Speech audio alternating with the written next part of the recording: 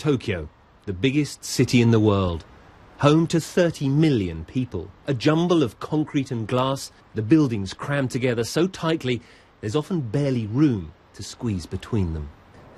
Down here at street level, the problem is even clearer. If I stretch my arms out here, I can almost touch the buildings on either side of the street. Now, that's not a problem when you're putting them up, but it's much more of a problem when you want to bring them down. This is the normal way of bringing down old high-rises. It's tricky and dirty, and it doesn't always go quite as it should. So in Japan, they've come up with something better. That building behind me there is Tokyo's famous Akasaka Grand Prince Hotel. It looks pretty much like any other 1980s glass skyscraper, except when you see what's happened to it in the last few months.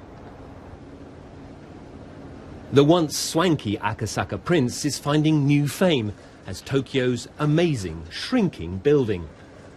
From inside, it's even more dramatic as the building is lowered on massive jacks. But from street level, many don't even notice. Really, says this woman? I didn't realise. Oh yes, says this woman. I have a photo of what it used to look like.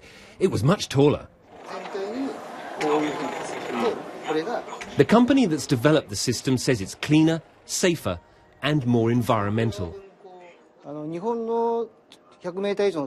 In Japan and many big cities like Hong Kong, Singapore, and in the US, there are many towers over 100 meters that will need to come down. In this way, we can do it safe and clean.